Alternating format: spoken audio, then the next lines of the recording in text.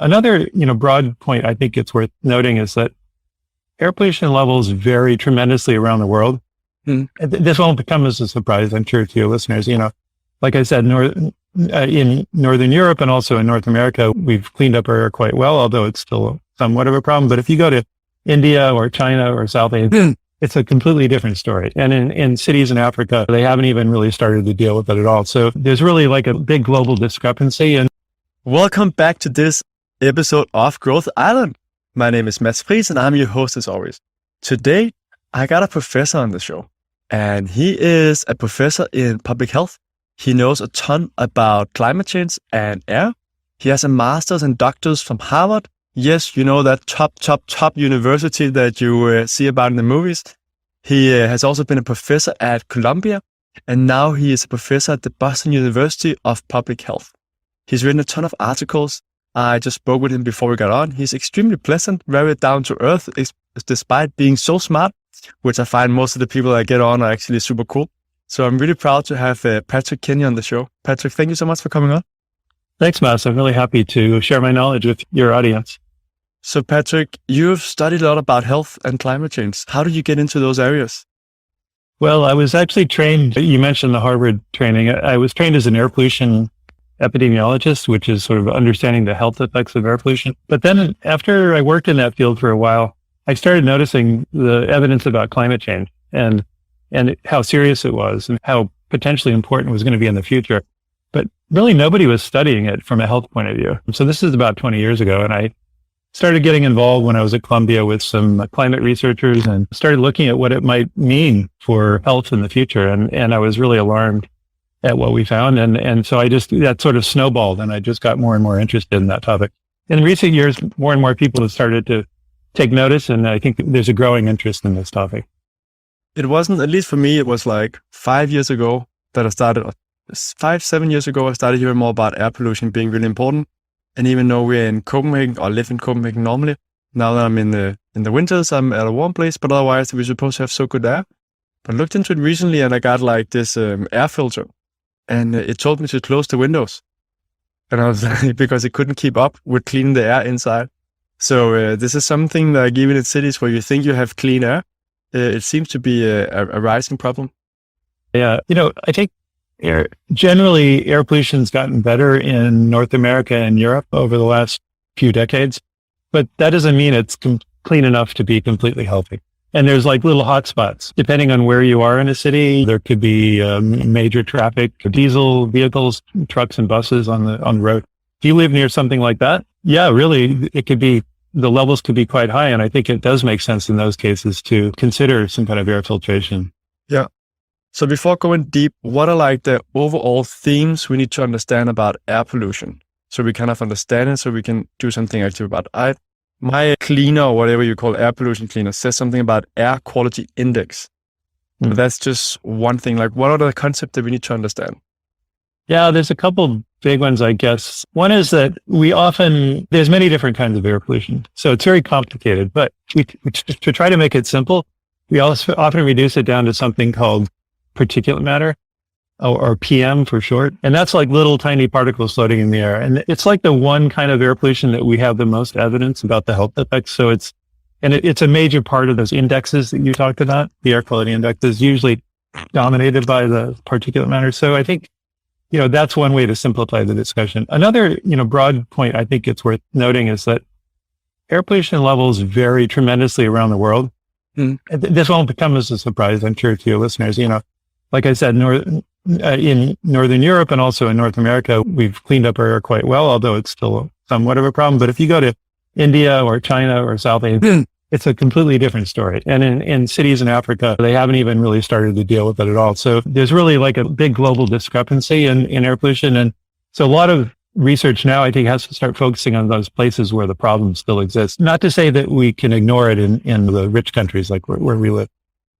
No, I think it's a general problem that we also just move the problems from the Western world to the poor world. Just like we don't have that much pollution and we're not like burning that much stuff, or we're not burning different plastics or metals, and then we just ship it down to India somewhere else. That's it's embarrassing when you become aware of some of the stuff that's happening. Yeah, that's part of the problem. And part of it's too that as economic development occurs in different countries, there's this initial surge of industrial activity that produces tons of air pollution. The economy is getting better. People are having better lives. But then they look around and they notice how polluted it's gotten. Like China encountered this about 10 years ago. I mean, the pollution was terrible, but they finally had the economic wherewithal to start dealing with it. And that's kind of an evolution European countries went through 50 years ago, so did the United States. And other countries are just getting there, like India, probably in the future, African countries. So there's this kind of economic development aspect. There's this curve called the Kuznets curve, where environment gets worse and then economic activity gets robust enough that you can actually start to deal with the problem. But you raise a good point, though. It's also, as we cleaned up in the northern parts of the world, we've exported a lot of the industries that used to be so polluting. And so that's part of the problem as well. But it's always as complex, as many facets to it, as you're pointing out as well. Yeah. So sure. PM, I heard about that as well. Is it correct that there's like different levels of PM? I think I have 3 on my device. Well, yeah, do you mean like PM 2.5 or PM 10 or something like that, or PM 1? Yeah. Yeah, those little numbers next to the PM refer to the size of the particles. So if we're talking about PM 10, it means all the particles that are 10 micrometers or smaller. Those are particles that can get into your nose, basically. But the littler ones, the 2.5, those are like 2.5 micron. Those not only get into your nose, but they get all the way deep into your lungs.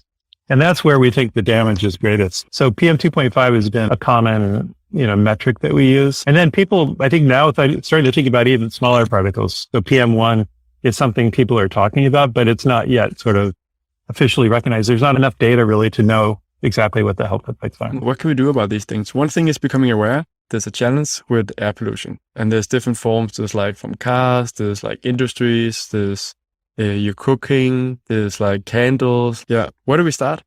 Yeah, those are all things that are producing this PM that I was talking about. And actually some of the biggest sources are indoor ones like candles and cooking and cigarette smoking. But, on a societal basis, what we've done and what's worked pretty well is ratcheting down the emission limits for things like cars and trucks, making each generation of new vehicles get cleaner. And that's really helped. Same for power plants and other kind of emission sources. That's what's been successful, I think, in cleaning up the air, ratcheting down those regulations. There's a new trend that I think is going to be really important in this regard, especially for cities, and that's the electrification of the vehicle fleet. I think that's happening pretty rapidly in Europe, sure, including in Denmark, but other European countries. It's starting to happen in the US, and that's going to really help because we're going to take the pollution that's currently it's being emitted on the street, right where we walk and breathe and play. It's going to move that pollution to power plants where it could be much more efficiently controlled in a more sort of centralized location. And then eventually transitioning to renewable energy.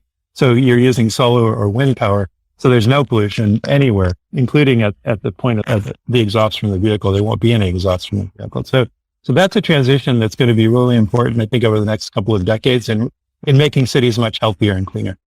Yeah. It's fascinating. Norway has been really, really good at electrifying the vehicle fleet. Mm-hmm. Denmark has been a bit more slow. We have some of the highest taxes in the world on cars. Mm-hmm. I mean, we had for some years that there was no tax on electric vehicles, which helped a lot. Mm-hmm. But right now the government is discussing different things. But it's interesting to see. Yeah, I think it's quite interesting as well. Like one thing is the societal, like as an individual, you can't do much. You can vote, you can go like protest and so on, but you're not just going to change the policies. What are things that we as individuals can do to improve our air quality, both like where we go, whether we exercise, whether we cook at home and so on? Yeah, let's start with the home environment. Like I said, there's some important sources. So trying to avoid burning things in the house is good. So that includes candles and incense, even though we like those things in some ways, but they're producing pollution. And I know I'm allergic and asthmatic. And if I go to a restaurant where there's every table has a candle, after about an hour, my nose gets so congested that I can no longer really smell the food. And I think other people are probably like that too. So I think starting with the indoor environment is something we really have control over. Gas stoves, although they're fun to cook on, they also produce pollution. They're producing a lot of nitrogen dioxide, which is not great for us to breathe. And so moving to conduction heating, like these new electric stoves, I think work really well. Actually, I got one about a year ago, and it heats up so much faster actually than gas. It takes a little getting used to, but you can. So It's also easier to clean. Yeah. So avoiding burning indoors is one thing that we can do to really improve our own personal air quality. I think also outdoors. If just staying on that, so someone might be listening and saying, okay, but there's a million things that I could do. How much does it matter? So someone be like, of all the things that I could focus on, not having a gas stove, not having candles and so on, because I often discuss it with my girlfriend that I don't want candles. I said, it's not good for our indoor environment. And I don't feel it's super nice. And it also like stains the walls and so on if you do it for too long. But how much does it matter? I think it matters a lot. I can't give a number, but because we spend 80 or 90% of our time, what we do with our indoor environment has a very dominant influence over our health. I'm not sure anybody's done a study to quantify it, but my intuition would be that it would make a very large difference on your personal health. Societally, what you do in your home is not going to really affect the larger environment, but it's going to affect your environment where you live 90% of the time. Yeah. Another thing, indoor environment that I heard is furniture. Different things that we're buying, our clothes as well, if we don't wash it first. What are some of the ones that you see are the important ones to be aware of? Yeah, there's these things called volatile organic compounds. It's like things you can smell, things that have perfume. So like new furniture, new carpet, freshly painted walls, all of those things, you can sort of smell them, and those are VOCs. And we don't really have good data on what the health impacts are, but we think it's probably not a good idea to have too much VOC. So there's a movement to try to move towards materials in the home and the office, which don't give off as much of that stuff. And so there's some sort of green building standards really try to emphasize getting away from the high VOC. Yeah, there's one particular VOC called formaldehyde that a lot of people have heard about. So there's like these particle boards that give off a lot of formaldehyde. Formaldehyde is really not good for health. And so we've really pushed on that one, but there's lots of other VOCs that are indoors as well. Every consumer product can potentially produce them, like deodorants, air fresheners, all sorts of things. Some people are very sensitive. Other people, it doesn't seem to bother. No. What can you do? Like just air it out or consider like the materials? I guess those are two big ones. Yeah, I think so. Yeah, more ventilation. Often, at least in terms of these VOCs that I'm talking about, usually the levels indoors are much, much higher than from outdoors. So like opening the windows, sort of contradicting what we talked about before, but generally from that perspective, it's better to have fresh air coming in, especially if you can also be cleaning the air that's coming in. So you're getting fresh air, you're getting the benefit, but you're also cleaning the air. I think that's an important, and then just limiting having those materials in your household. You can just sort of avoid the ones that are most damaging. So my air freshener also recommends that I open the windows once in a while. But if it needs to get the AQ1 index down to 1, it's like after a while, especially also if it's the middle of the day, which makes sense, close to a bigger road. Whereas if in the evening or in the morning where there's not that much traffic, then it doesn't have the need. Another thing is cleaning things. So down here where I'm living in Dominican, we had a cleaner come by, and I had a really bad headache afterwards. She had also there's a full bottle, you're supposed to use that for 50 times of cleaning, and she had used 80% of that for one cleaning. So clearly not the way you should use it. But that I could feel instantly physically that when I was in the house, like I just started having a headache. Yeah, that's really interesting. It's something I haven't studied too much, but I did do a study when I was in New York City of indoor air pollution and children with asthma. And we noticed in some of those households, actually, they were often Dominican households, there was a habit of using cleaners, like really smelly cleaners in the households. And we didn't study that specifically, but we noticed it. We noticed that it was very common. And I think it could be an interesting question as to what the respiratory health effects of those sort of heavy duty cleaners are in that sort of cultural setting. Yeah, it was really strong. Opened all the windows. Once I got away from the house, I felt fantastic. Yeah, I think you can clean things pretty well without using those kinds of things. So I would encourage your cleaner to consider that. Yeah, that's we're also telling her if you use it, it's a little spoon. It's not the full bottle. Yeah, but also for her, the health for her was really bad. We were quite concerned, and we also had giving her gloves and so on that she didn't want to wear and so on. Whereas if you're using these chemicals, you gotta be careful with yourself. But I think there's a lot of cultural thing about it. At least where we're from in Denmark, it's something people talk about. You need to put proper gloves on, and we have like high regulation in like what can actually be in food and many other things compared to other countries. We are stricter.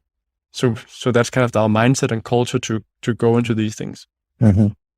Yeah, that's a good point. Yeah, the indoor air quality problems are very culturally specific. They vary a lot. One thing that's worth noting is that in some parts of the world, particularly in Africa and India, people cook with really dirty fuels, like even wood or dung inside their households. That produces a tremendous amount of air pollution. It's a major health burden on a global basis. Yeah. I have a friend who worked in a startup actually. Ended up being a company where they were helping change to electrify so they didn't have those indoor pollutions for cooking. Mm-hmm. So, what about mold? Is that in the area that you also worked in? Because I hear a lot about mold being potentially extremely bad for your health. Yeah. Mold is I've done a little bit of work also in that New York City study that I was talking about. Mold's an important risk factor for asthma and probably other health outcomes as well. And it's very hard to avoid when there's moisture. So if you're living in a part of the world where moisture is prevalent, probably that's true when you're in your winter residence. Mold is going to be a bigger challenge, or in a household anywhere in the world where there's water damage. If the rainfall doesn't get sort of shed away from the household and causes like wetness on the roof and the ceilings and the walls. And once mold becomes prevalent, it's really hard to control. It produces a lot of spores that people can get extremely allergic to, as well as have sort of stronger reactions to. So I think avoiding moisture, keeping the interior surfaces as dry as possible is a way to try to avoid this problem. So I'm not an expert on it. But it's a really, go ahead. Sorry. So I shouldn't just leave the water like lying there and thinking that it's going to dry out if it's warm. I should No, I would try to get rid of it and try to avoid water coming in anyway. If there's a leak somewhere, that should be fixed. Yeah. And it's hard. You have to almost replace the materials. Once the wallboard gets infected with the mold, it's really hard to just clean it up. You really almost have to replace it with some fresh stuff. Yeah. It's an interesting subject where I heard many people get really, really sick. Mm-hmm. Some people are like doing without any problems at all. I feel like the more I interview people and the more experts I talk to, it kind of like there's a spectrum of what can be not so good for you, but for most people, it doesn't really affect them. You're going to be fine if you don't have other things. But if you're already vulnerable or something else, some things can have such a big impact like mold. The people are like, they can't be anywhere after they got really bad with mold. And other people are still thriving in it, right? Yeah, you're exactly right. Yeah, there's a huge variation in the population response, which I think has to do with our immune systems, which vary a lot. Some people have really sort of hyperactive immune systems, which is good, for fighting off infections, but it might actually, they kind of overdo it in reacting to things that are not really dangerous, like allergens and molds. I'm one of those kind of people that, gets very allergic to things that probably I shouldn't be. Well, how do you deal with that in the research? Because often you look at what's the general population, then you have all the outliers that get extremely sick and so on. How do you ensure that we don't just look at, it's good for a lot of people, then you have these small circles we just remove from the data and then it looks good, right? Well, there's a couple ways to approach that from a research point of view, but the most common way would be to specifically recruit people into your study who are in the tail. And you can get, for example, if it's asthmatics who are allergic to things, you could find those people working with a clinic that sees patients. And then as the patients come in, you can say, would you like to be in a study? That gives you a way to sort of examine that tail. Rather than just going out to the general population and getting 95% of people that don't have the problem. It's really the people in the 5% tail that you might really care most about. So there's ways to, as a researcher, to go after that. Yeah, that makes a lot of sense. How is it in regards to air pollution? Because a challenge with a lot of research is where is the funding coming from?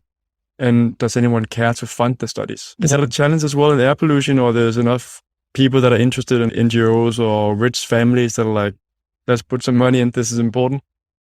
Well, that's a really good question. In the case of air pollution, there's been very strong governmental funding support for many decades. I think because of regulations. So like in the United States, we have the EPA, the Environmental Protection Agency, that sets standards. And in order for them to set standards, they need data, evidence. And so the government funds studies to produce the evidence. I think the same is true in Europe. There's been a lot of funding from the EU for air pollution studies and health studies. The situation is quite different for climate change and health. That's an issue that's very much like you posed your question. It's mostly foundations and rich individuals that are currently helping that field move forward. Governments have not jumped in yet. I think they will eventually, but the government systems tend to lag behind. They're very huge inertia in those sort of funding apparatuses. So it's taking a while for that to come around.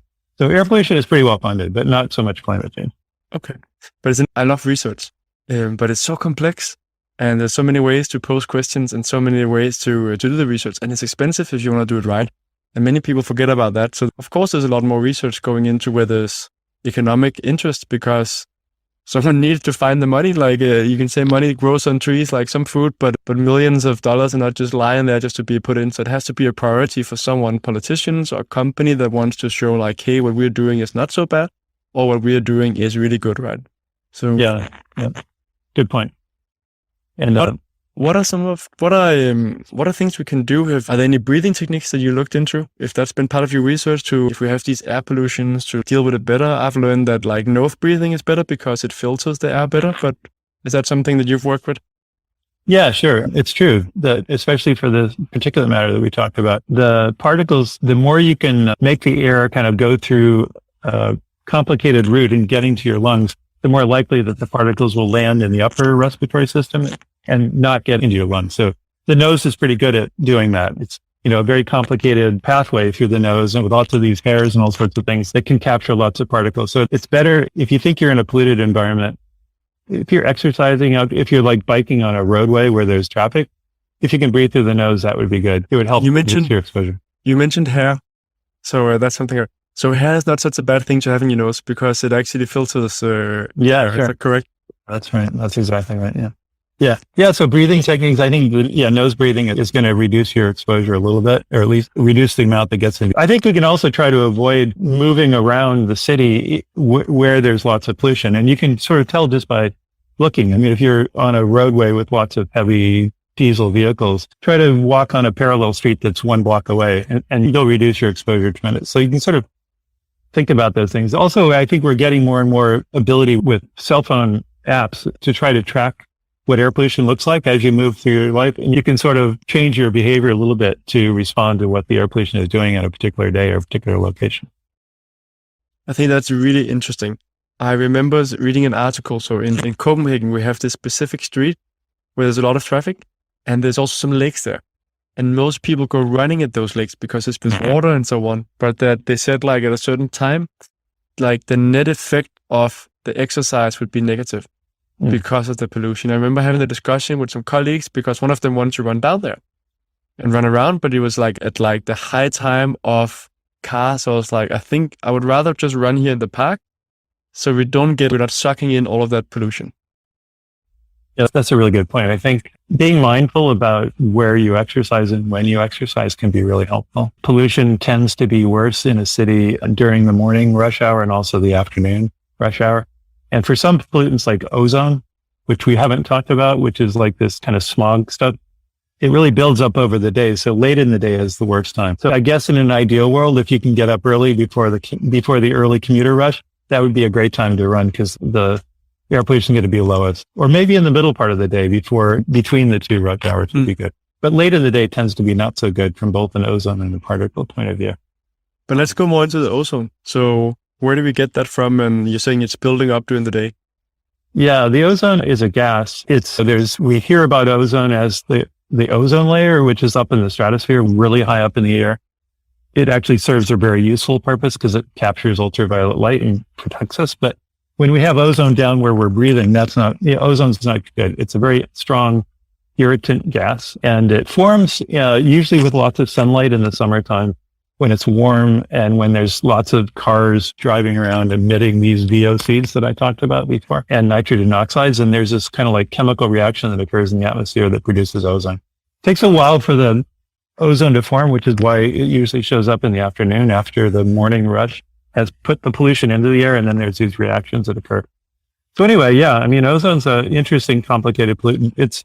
It's also pretty important from a health point of view. It's not quite as bad as PM, particulate matter, but it's pretty important and we should be concerned about it as well. Yeah.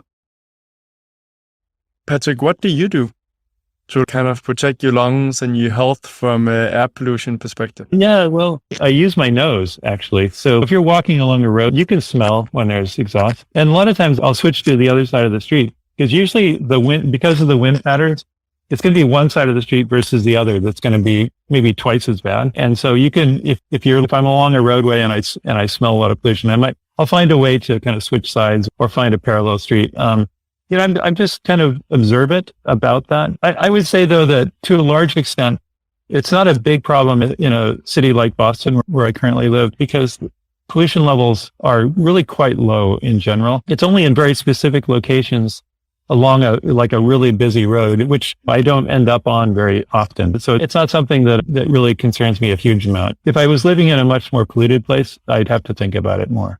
Yeah. Fortunately, I don't have to as much. There was an interesting study I might just mention. There's a Finnish researcher named Marko Tainio who did an interesting study about 5 years ago, trying to compare the health benefits of exercise, which are tremendous, against the health disbenefits or, harms from air pollution. And he looked at different levels of particulate matter and different levels of physical activity. And he basically concluded, based on the evidence that was available, which I think is strong evidence, that unless you're in a place like Delhi, where the PM level is above 100, in most other parts of the world, you can bike for several hours in a day before you would start to have any sort of negative consequence. So I think that gives us some kind of confidence that in general, we're doing ourselves more benefit than harm by exercising. Even though, like I said, you can minimize your risk by being smart about where you do and when you exercise. Still, on average, you're going to do fine no matter what, because exercise is always outweighs the harms of air pollution, at least according to Marco's work. But that was around 100 in the air quality index. It's 100 micrograms per cubic meter of particulate matter. I'm not sure exactly how that translates to the air quality index. We'd have to disentangle the index and see, but 100 is very high. There aren't many places in the world that reach that level on a daily basis anymore. I think Delhi does once in a while. Beijing, I don't think so anymore. So it's a pretty unusually high level these days. All right. So the conclusion is exercise, unless you're in Delhi, the worst place, then it's still a good idea. Yeah, on certain days in Delhi, yeah. So I know in Denmark when they did it, it was only at a very short area. And there was a specific time of day when there was the most pollution. That's when they said it would have a negative effect. I'd be curious to see that study. It sounds interesting. But I wonder, with all studies, right? How did they do it? How was the sample size? Also the day they did it and so on. There's so many factors going in. And did they really measure up against someone not? Or they're just making the conclusion that, because I read in the article that this would be better not to run than actually do that run at that time, right? But it's good to hear that we can still go running, and we should still go running or biking or whatever it is. Yeah, I think so. Yeah. Okay. What about air refreshers or these indoor things that you can have to clean the air? I, for example, have one. When I did some research on it, it was very hard to figure out what was up and down. A lot of claims and something about how much it should protect, 90.97, I think, where if it was 99 or 99.97, or if it was 99.95, then it wasn't as good and so on.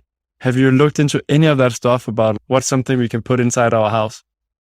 Yeah, I don't have specific recommendations, but I have seen pretty strong scientific evidence that air filters can really help reduce the exposures to pollution indoors. The kind you want are the ones that use something called a HEPA filter, which are the ones that are highly efficient, like you're talking about, and specifically for those really tiny particles that we care the most about.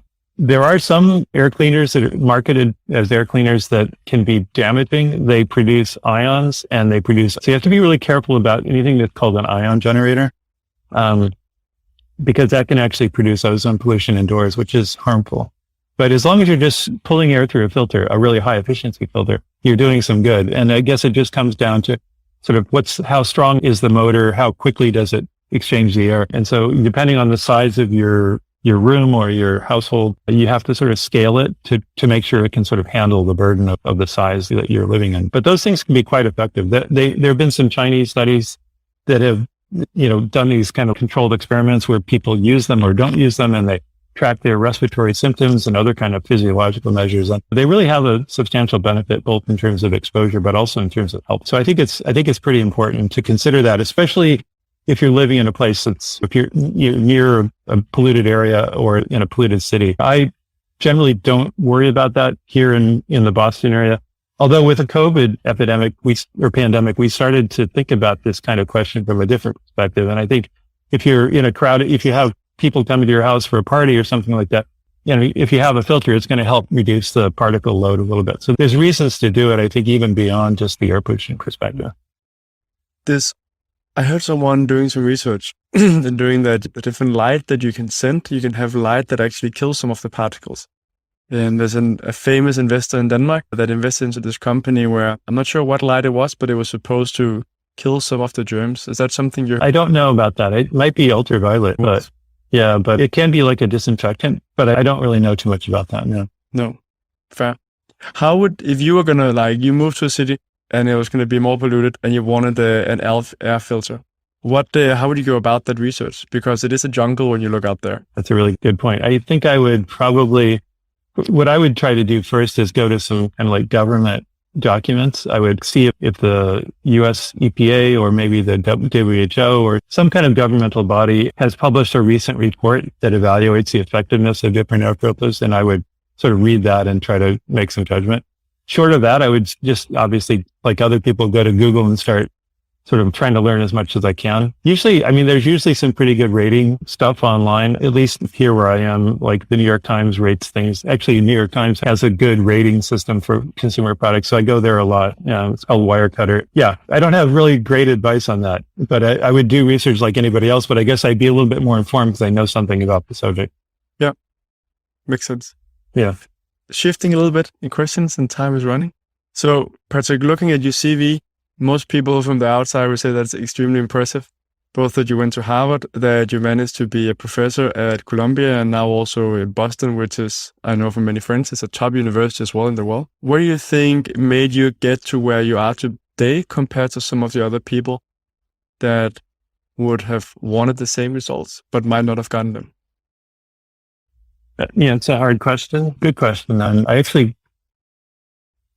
kind of go to the issue of curiosity, which I think I saw you talking about in one of your podcasts. I think just being curious about the world has helped kind of propel me towards looking at research questions that are important. So sort of basic curiosity combined with a concern about what could actually be impactful in terms of policy. Like, what do we really need to know? Not just what would be fun to learn, but also what could help sort of make the world a little bit cleaner and better. And there's lots of people, I think, that are smart and hardworking. I think just sort of keeping your nose to the ground and just like taking the steps one at a time and just kind of keeping at it over the course of many years. Like, I've been in this field for quite a long time.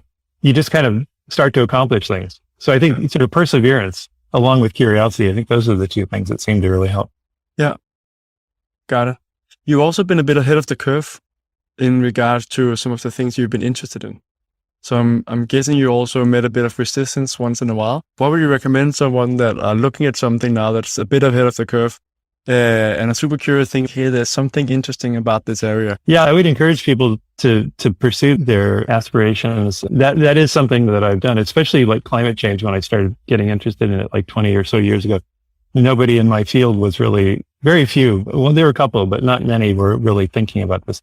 And the reason was because there was no money to support the research. So like, why would you jump into a field when there's no way to fund your salary and your research? But sometimes it's a really important problem, and climate change is clearly an important problem looming on the horizon. So I would encourage people to sort of think broadly about what's really important, not just what's fundable, not just what's currently of interest to your peers, and then chip away at it. Like in my case, even though there was not a lot of funding for it, there were lots of students that were super interested in it. So I could get students to start working on these projects for not a lot of money. They started getting results, getting findings, which got published. And so we made progress in spite of the limitations of the funding environment. I think there's always a way forward if it's an important problem. And the beautiful thing is that young people are always going to sort of agree with you. There will be some sort of energetic people that want to help you move that idea forward. And that's what really helped me in that regard.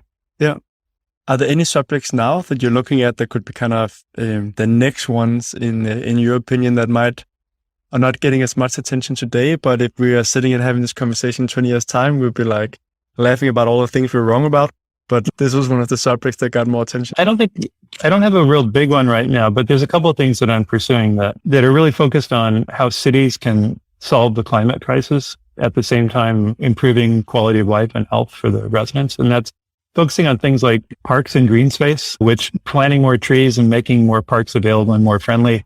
It's good for the climate. It cools the local environment. It absorbs carbon dioxide, but it also makes places where people can go and recreate and have social interactions. And there's all sorts of health benefits that come from that. So I'm trying to promote that. I'm trying to do the research that convinces cities that this is a good investment.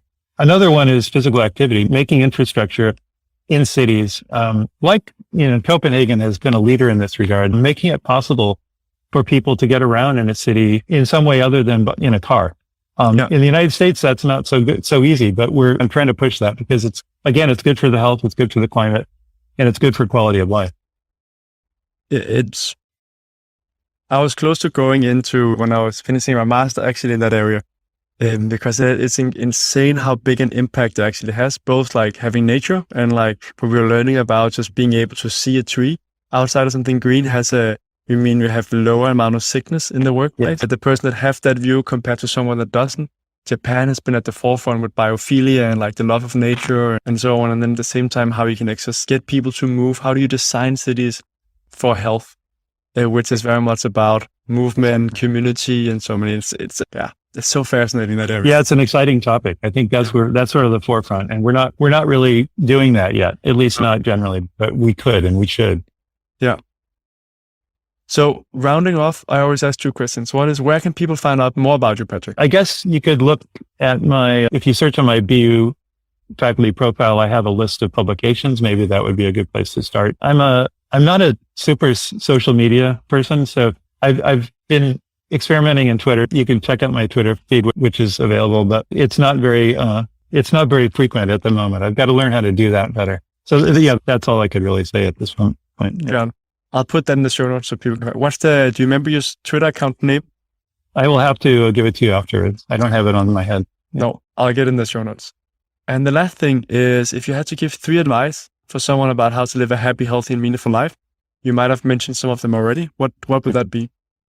I would say get regular exercise. I think spend time engrossed in nature and the environment around you. And I guess find a personal passion that you can develop yourself so that you get better at something. For me, it's playing guitar and doing artwork, and having something that you're working at and you're getting better at makes you feel better. So those are 3 things that I think make my life happy.